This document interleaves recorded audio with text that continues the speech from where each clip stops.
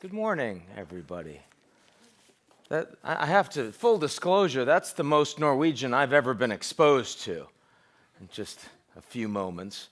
I couldn't translate much of it, but that which I could translate probably disturbs you.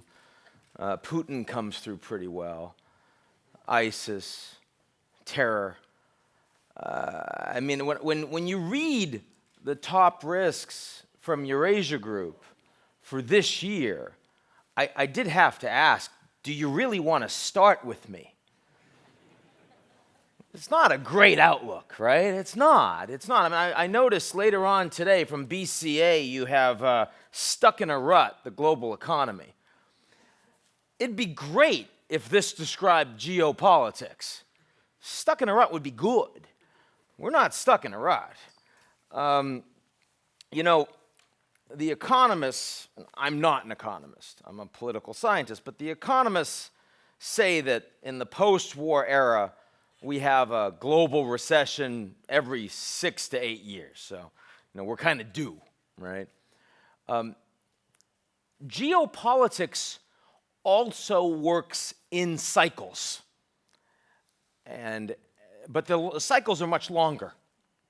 And I guess the most important message that I can give you to start this morning is that we are at the beginning of a geopolitical cycle.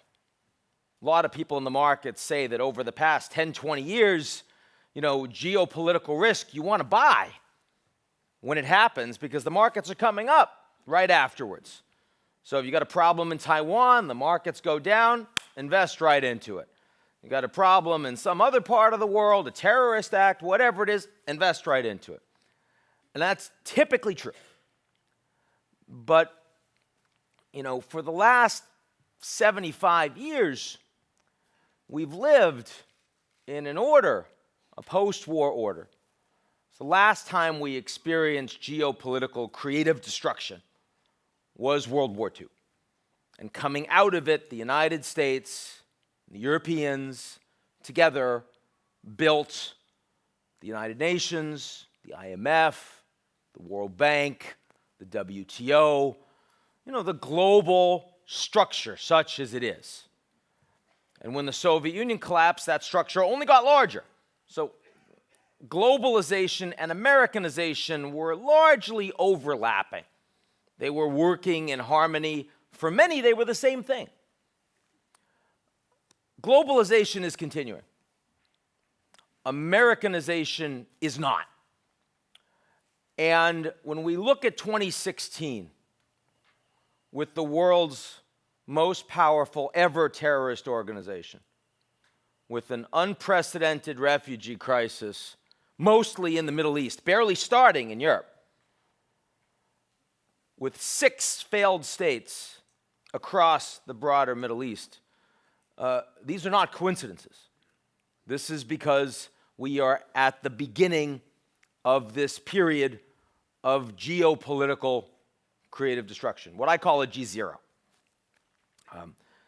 The United States, less interested in being the global policeman, and no one else going to play that role. To be clear, it's not because the United States isn't intervening anymore. The U.S. intervenes all over the place.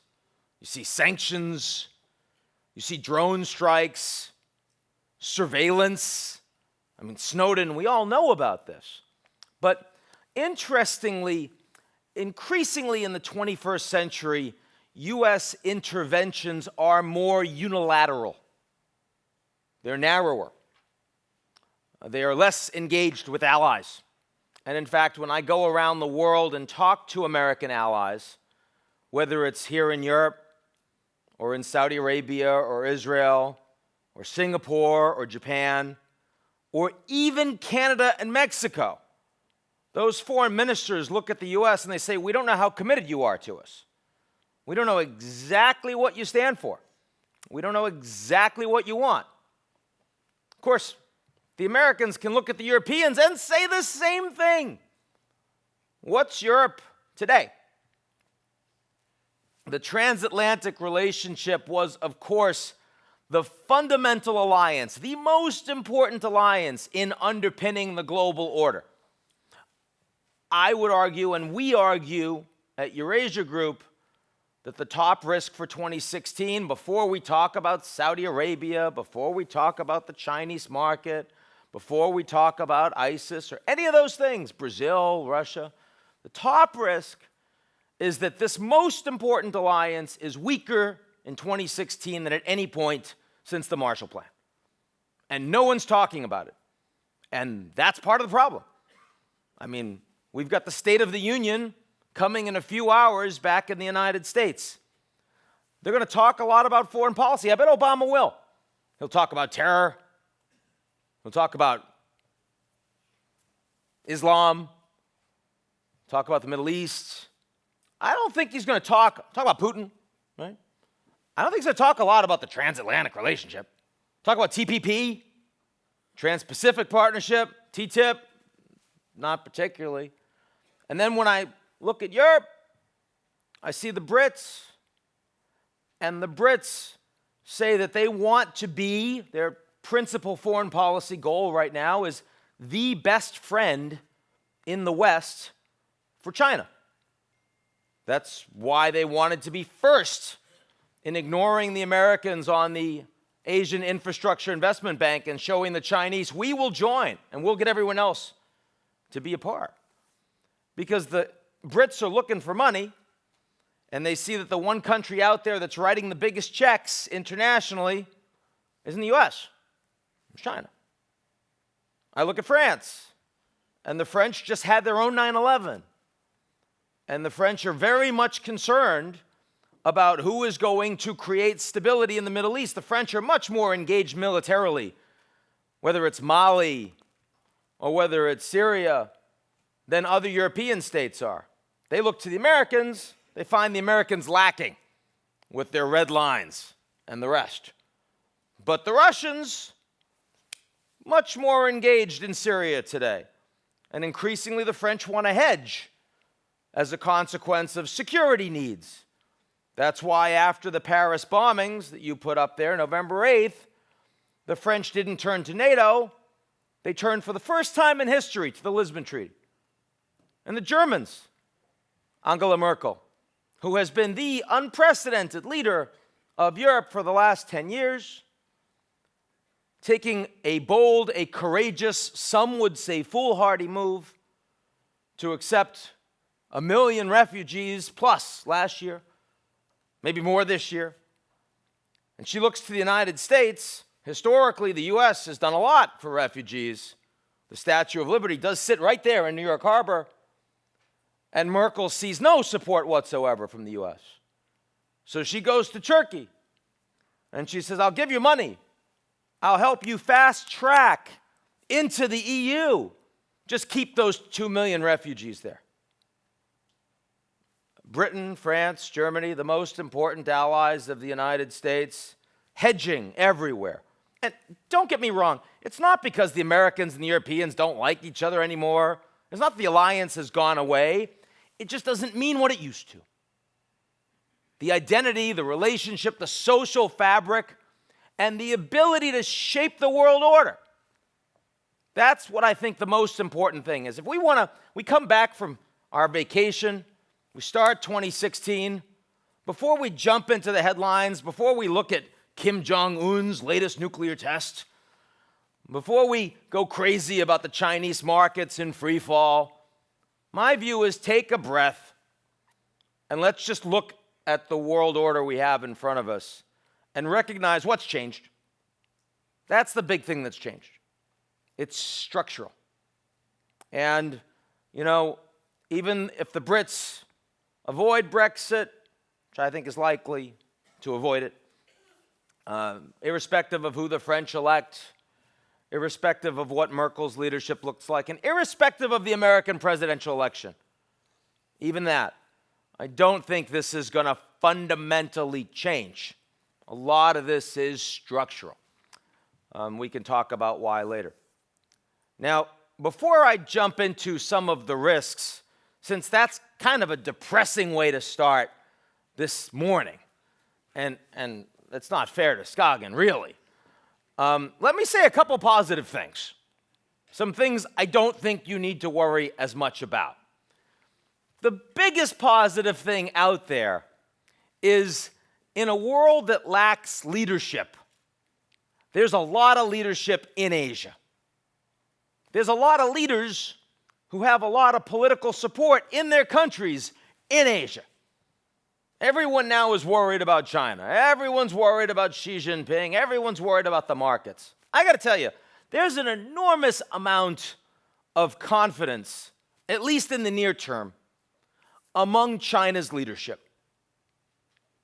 The Chinese president would not be making a trip to Singapore and meeting with the Taiwanese president for the first time ever if he felt insecure.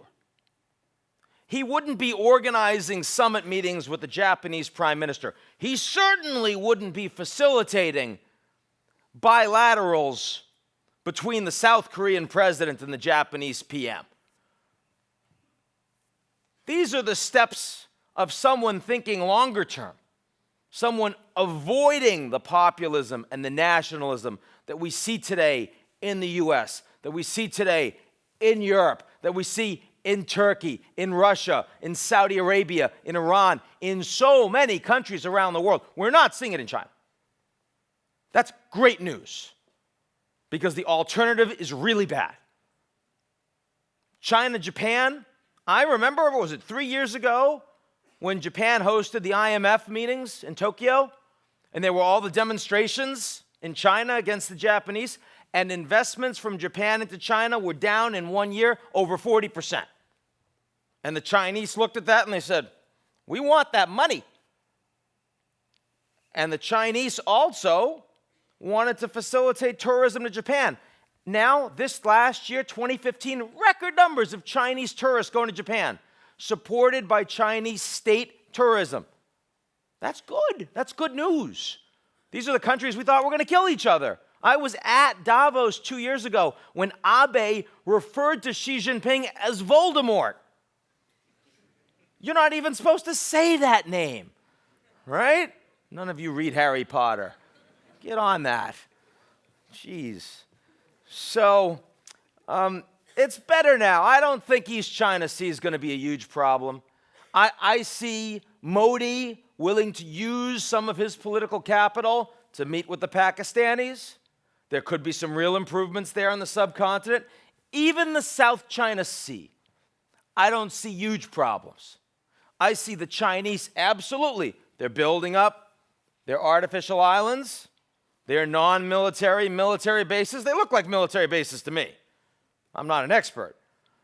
And the Americans are sending more ships and more planes over there, but I don't see conflict. And if someone shot down a plane or someone hit a boat accidentally and the markets went down, that's a buying opportunity, because that's going to get fixed. By the way, Kim Jong-un, same thing. Tested another nuke, said it was a hydrogen bomb. It's not a hydrogen bomb, right? The same exact explosion that he did last time. Regular little atomic bomb, vanilla, right? And furthermore, he announced he was going to do it in December. And it was right before his birthday. And they have bigger candles in North Korea. So there's that. The fact is that the Chinese and the Americans don't want a crisis over North Korea. And the Americans have said, we cannot have business as usual with North Korea. But the Americans say a lot of things. They say Russia has to leave Ukraine, ISIS must be destroyed, Assad must go.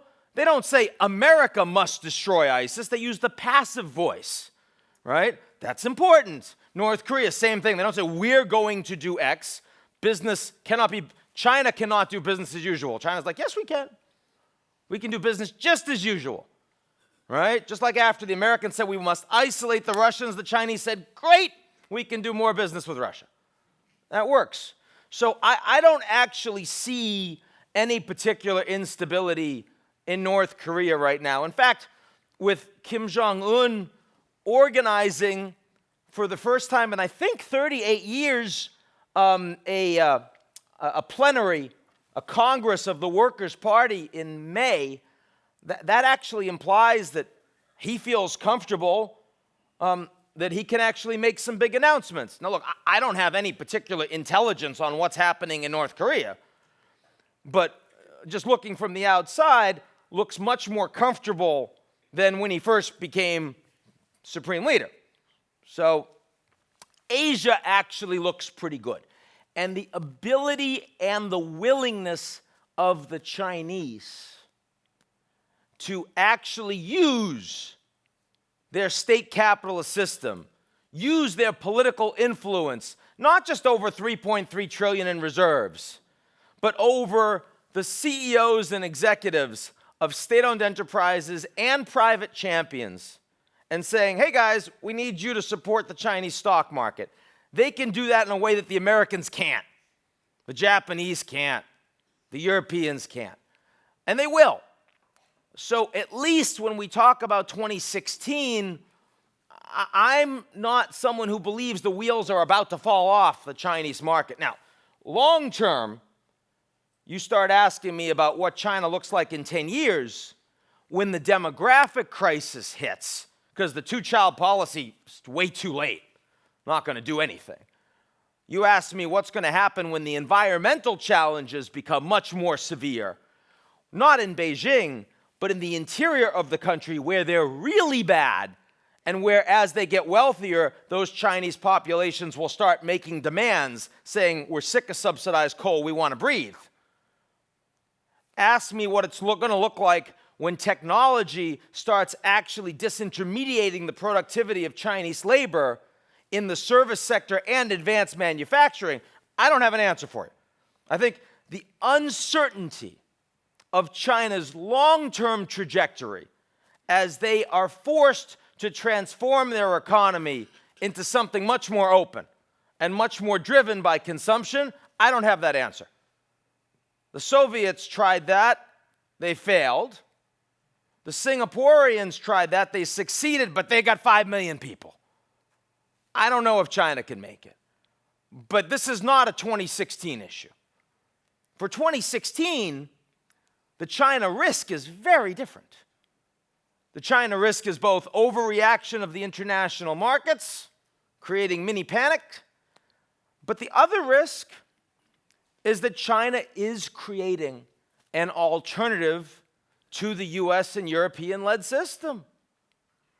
It's that the Chinese are the only economy in the world with a global economic strategy. They are writing checks. They do have a Marshall Plan.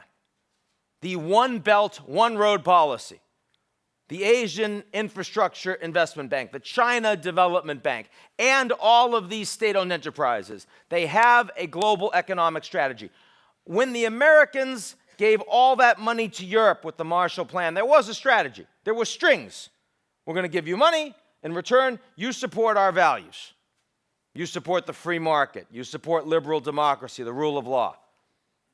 Now, the Chinese have strings too.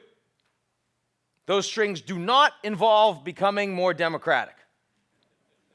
They do not involve supporting the free market. That would be stupid, right? They involve supporting Chinese SOEs.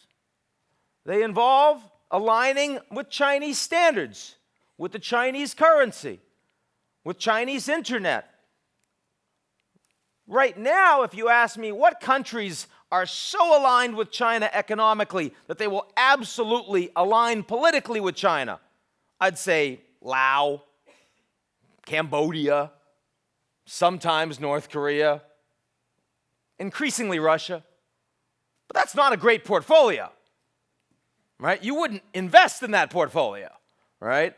But if you ask me in 5 years' time what countries will be included in that group, how about South Korea?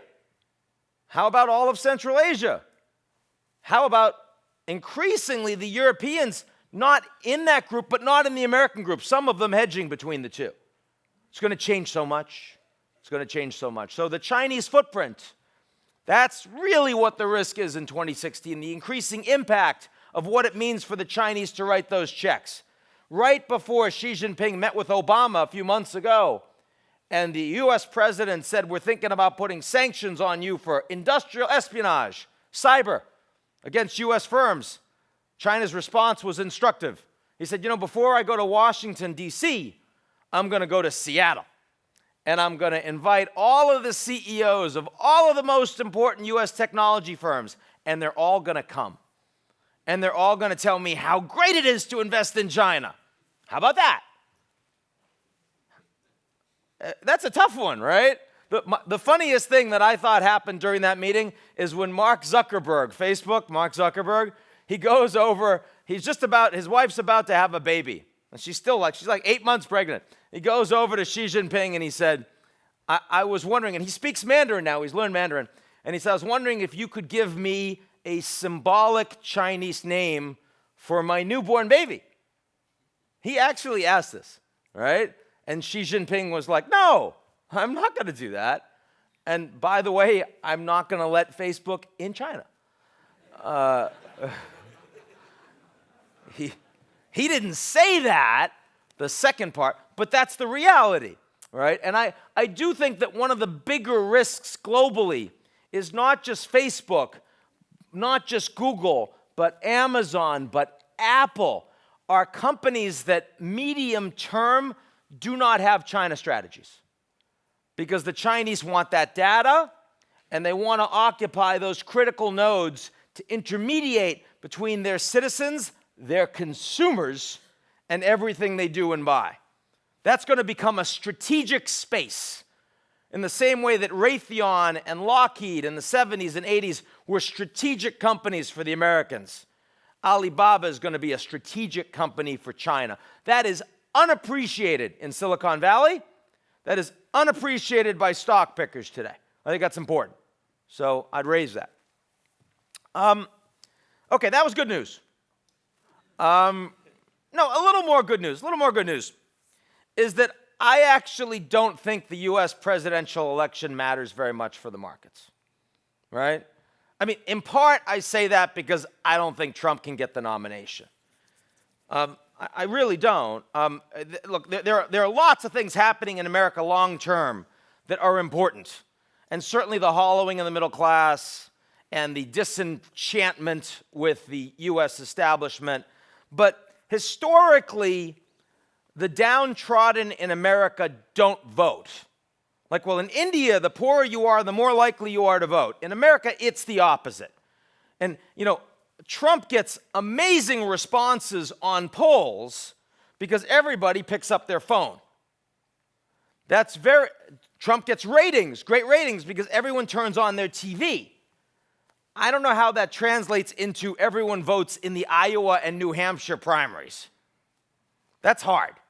That's like people that are engaged politically. I may be wrong here. I don't think so. If I'm wrong and he gets the nomination, he can't win the presidency. Now, I may be wrong. I really don't think so. But finally, if God forbid he won the presidency, the markets will go nuts until they realize, Congress still doesn't do anything, right? I mean, most of the legislation in the U.S. that's big is being driven at the state and municipal level. Checks and balances still work. Big money in politics still works a lot. That's not necessarily good long term because a lot of things you want to have as structural adjustments just don't happen in America. In the same way that the Americans don't want to be geopolitical leaders because you can't swim from Syria to the United States. Like, we won't deal with this, right? Whether you're Republican or Democrat, people are saying Obama's weak, but no one's suggesting I've got a solution. Solution is, that's their problem, right? Afghanistan, their problem. Don't deal with that. A lot of that happening economically long-term in the U.S. too. So as much as everyone in America will be gnashing their teeth and wringing their hands over how horrible this election is and the sky is falling, you really don't need to spend too much time on that as market participants. In fact, we at Eurasia Group, we advise Fortune 100 companies all over the place. I can't think of one Fortune 100 CEO that is planning on changing their investment strategy one iota on the basis of the winner of the 2016 presidential campaign in the U.S.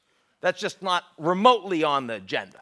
So I just don't see it. That's also good news. Okay, ready for bad news?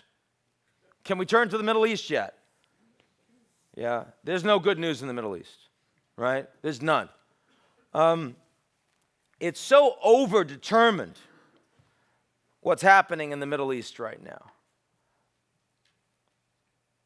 I suppose Saudi Arabia is where you have to start, because I don't know what provides legitimacy for the Saudi government going forward.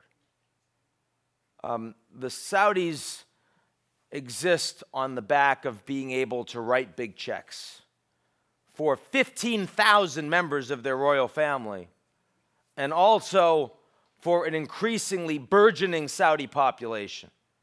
Now, I don't need to tell you that oil in the 30s is not happy from that perspective.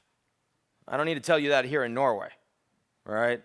By the way, everyone in Norway, yesterday I had a bunch of meetings with the financial industry, a bunch of people and some journalists. Everyone's asking me, so we think oil prices are going to go up. I always find that in places where you have oil, they think prices are going up. I do not have oil personally. I'm not a producer of oil. I take a somewhat less optimistic view on that. Look, I mean, I think that this Iran deal is going through. And it should tell you something that the Saudis decided to escalate precipitously, even though the Iran deal is weeks away from implementation. So they didn't care that they were going to agitate the Americans or the French or any of the P5+1, the permanent 5 members of the Security Council plus Germany that negotiated the Iran deal. They did not care. They didn't expect that they could scuttle the deal. They just feel like they got to focus on their own needs. And their own needs are, they just created austerity measures for their economy. They've reduced energy subsidies domestically. It's only going to get tougher. They need something that rallies their people around the flag and the kingdom. And Iran as an enemy is not bad. That's where we're going. So I think this fight between Saudi Arabia and Iran is going to intensify. I don't know that they're going to fight each other directly. I'm not suggesting we're going to have a hot war between the two. But anywhere there's proxy fighting gets worse. Syria gets worse. Yemen gets worse. And the ability to fight ISIS, not the Islamic State, where there is actually more military on the ground and from the air and all the rest, but ISIS, you're not going to have coordination there either. And so if I'm right about that, and if oil prices aren't going to 60, 80, or 100 anytime soon, and I don't see why they should, then the refugee crisis and terrorism is getting a lot worse. And that funnels right into Europe. And that's really unfortunate because the reaction in Europe is not political unity. The reaction is not support for strong leaders. The reaction is populism and fragmentation and pressure on Schengen. And the reaction is going to be a lot more focus on security and a lot less focus on the economy. And we see that in France already in Spain. It's not a surprise, of course, that France is where you have this problem in a biggest way. A much more assertively secular, even atheist to some degree culture. 8% of the French population Muslim, most of which not integrated, high numbers of youth, male unemployment. I mean, you don't need refugees to cause this problem. That only is the proximate blaming point. And in Germany, of course, as we've seen after the Cologne attacks, a lot of the people that are involved are actively seeking asylum. This is going to get so much worse. Only about 8% of all of the refugees from Syria have made their way into Europe so far. Those numbers are going so much higher this year. There's no way you're going to actually create any stability in Syria with all of the constellation of issues presently happening. And the Americans are going to play, at best, a role at the margins. The Russians are going to be active, but the Russians are supporting still Assad. And as of today, Hezbollah announced that the Russians are providing them military arms and training too. Saudi's going to love that, right? This is the Russian story at the end of the day is that they want to get your attention off Ukraine. So they're willing to maintain the ceasefire. They're willing not to try to take more land, no Mariupol, that port, no land bridge to Crimea. Instead, let's just keep it quiet. Let's forget about Minsk. Let's work all those Europeans who recognize that refugees in Syria are much more important to them, to a Ukraine that you never supported, never even thought of until the Russians invaded. When the Ukrainians were begging the Germans for money and said, we want to be a part of the EU. We don't want to do the Eurasian Union. And Merkel said, no, because we don't care. Merkel said, look at what we're making the Greeks do for money. You're not even part of the EU. Why would we give you money? You're a corrupt, ridiculously unproductive place, right? That was the response. And now the Americans are saying, let's do sanctions. And by the way, Europe, you've got to support us, even though you're the ones that are going to take the economic hit. You're the ones that get the gas. You're the ones that do the trading. You're the ones that have the oligarchs buying the real estate. You're the ones that send the agriculture.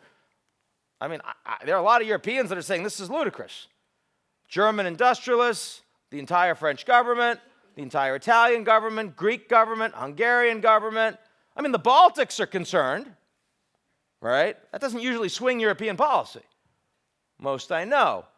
So, I mean, you could argue NATO's becoming more important. I would argue that shining a spotlight on NATO makes it clear that the divisions are greater. You'd be better off not making NATO more important and instead quietly trying to alter and rebuild a new NATO mandate that makes sense for the 21st century. Instead, NATO's getting weaker. That's what I see happening. So I think that this year for Russia, despite low energy prices, there may well be some upside in Russia, particularly as sanctions from the Europeans eventually start rolling back, irrespective of what the Americans say. I think that'll be interesting. By the way, next week in Davos, if you guys want to watch this, I'm moderating the Big Russia panel with the Deputy Prime Minister and Kudrin and the rest. It should be fiery. Because, I don't behave in these things. So we'll see what they have to say. So that's a little bit of Russia. That's a little Middle East, a little bit of Europe. At the end of the day, unfortunately, when we look across this part of the world, look, I don't think Europe falls apart. I'm not worried so much about the Eurozone itself. I'm not worried so much about the EU. I am worried about what it stands for. And I think we do have to recognize that the transmission mechanism between the EU and the Middle East is fundamentally problematic, right? The Arab Spring essentially happened because of Europe. What do I mean by that? Well, I mean the proximate cause, the immediate cause. Because ultimately, Egypt and Tunisia, tourism was from Europe. Trade with Europe. Humanitarian aid from the Europeans. Remittances, Tunisians and Egyptians that were working in Europe sent money back. Suddenly, Europe has a financial crisis.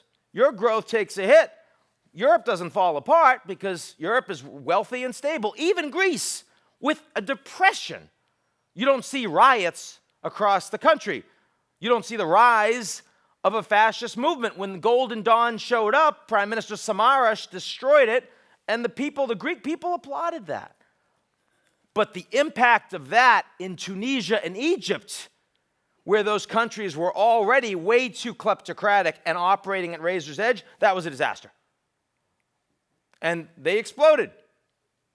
And the problem is that the explosions that run from Europe to the Middle East, now we're seeing as the conflict within Europe metastasizes and starts to look like conflagration across the region, which will not get better. The flows of instability back into Europe are going to grow. And ultimately, if I'm sitting here, that's my biggest concern, is what's the political reaction across Europe over the medium term to a part of the world that increasingly makes no sense, that has the borders don't work, the states are failing, the terrorism will grow, and they do not have the economic wherewithal to diversify what they're doing. nor do they have the willingness in their governments to create alternatives for their disenchanted young men. And that's the final point before I open for questions, is that since the Charlie Hebdo attacks a year ago, since the Paris bombings on November 8th, I've heard a lot of talk about terrorism. And overwhelmingly, that discussion has been about fighting it militarily. It's been surveillance, it's been drones, it's been special forces, boots on the ground, bombing. Let's not pretend for 1 second that any of that is going to make a difference. The Americans have been fighting the drug war with Mexico for decades, and they've lost. And they've lost because they focused on things like going after the drug lords and border security, building a wall, right?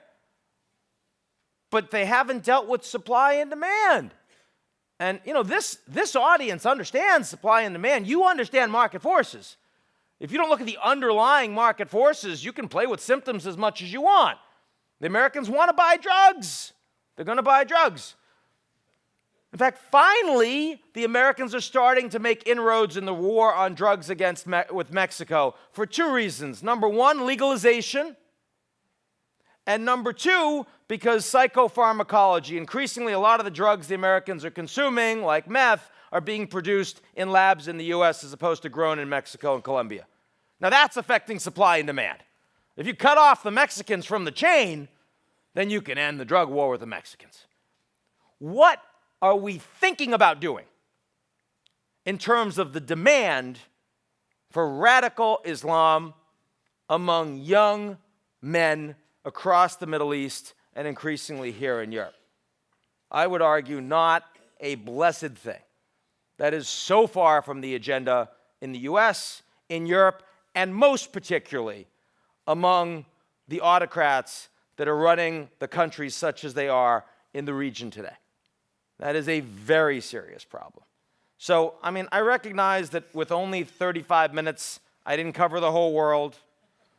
I didn't get to Brazil. I didn't do sub-Saharan Africa, didn't talk about technology much, stuff like that. Those are important things. I'll take any of those as questions, and I'm going to be around for a little bit after this. We're doing some media stuff, but then I'll hang out if people want to come up in the public area behind there. Please come up, introduce yourself, say hi. We've got 13 minutes now, which is not bad. I said 10 to 15. If we can, am I taking questions, or are we taking questions on cards, or how are we doing this? We got cards. Okay, fine. So however you're handling it, I am yours. Thank you very much.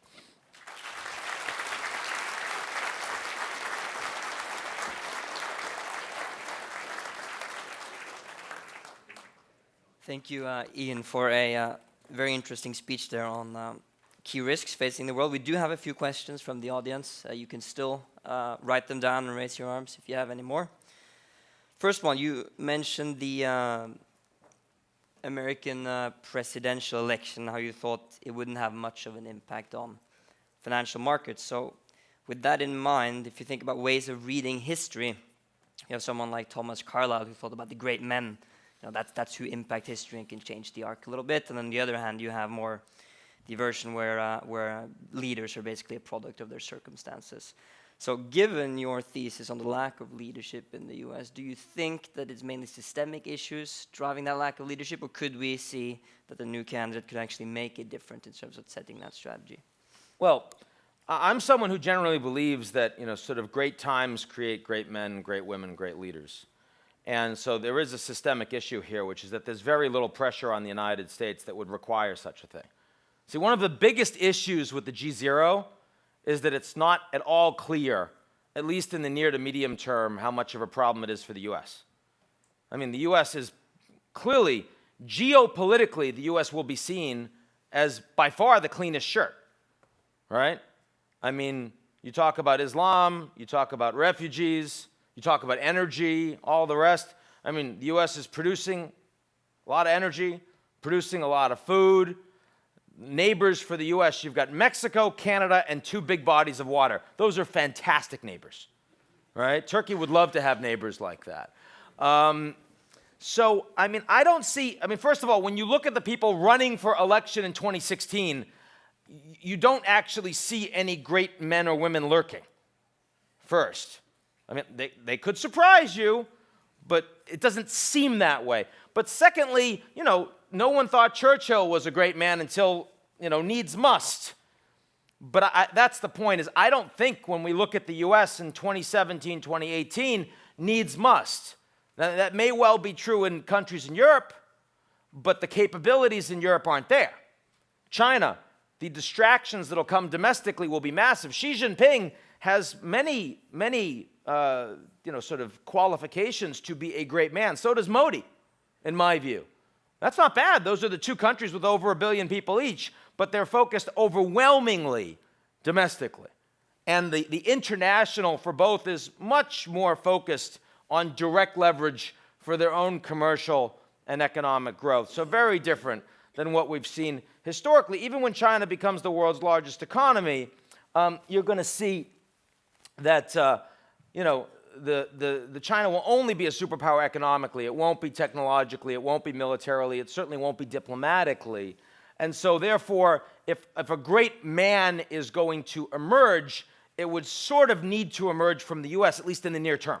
Now, the good news is that you are seeing people emerge and organizations emerge to provide leadership outside of the traditional state milieu.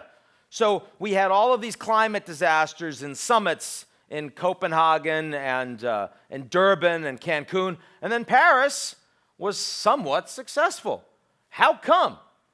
Well, because all these mayors from cities you've never heard of, and Bloomberg, and Bill Gates, and Jack Ma get together and actually create some leadership.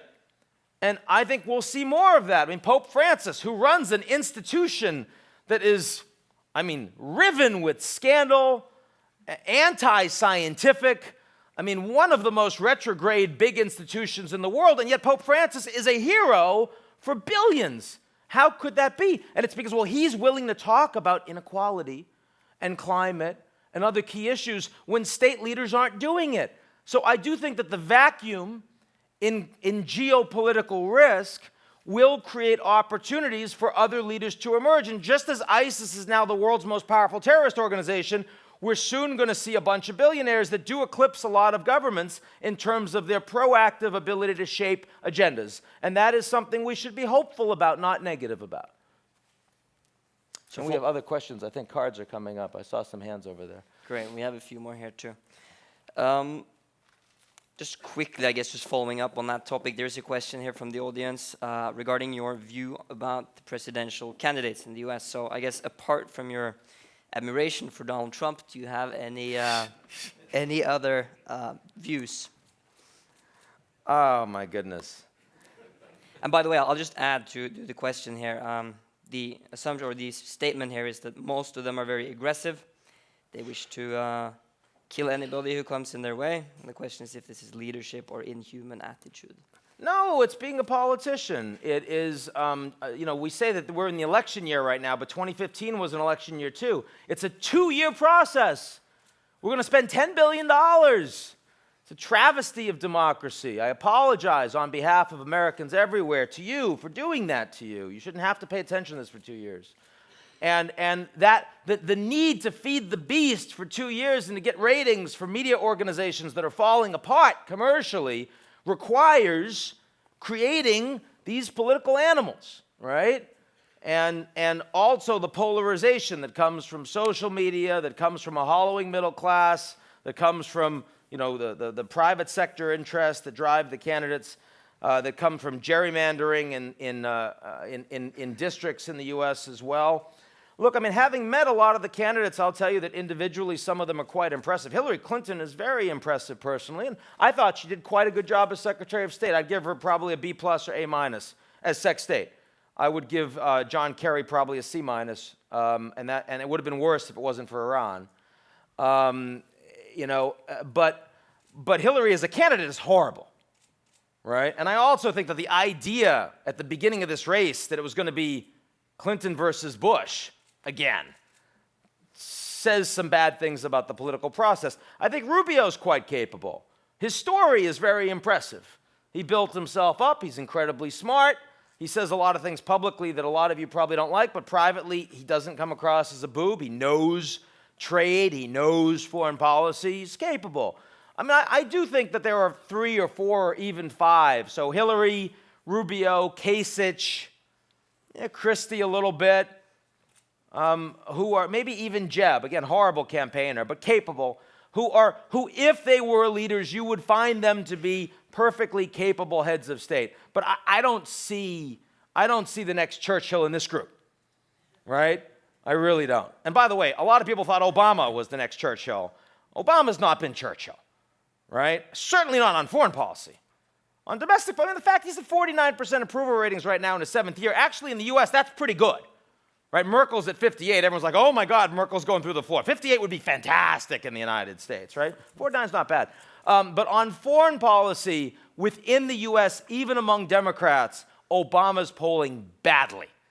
And there is the sense that the US is losing its global mojo, even as the economy and the dollar and the rest are very strong. Great, thanks. We have another question. What about Africa?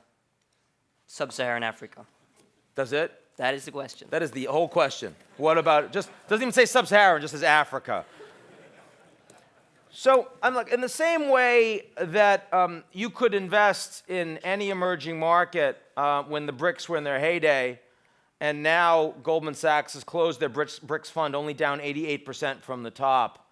It seems that they were a little late on that one.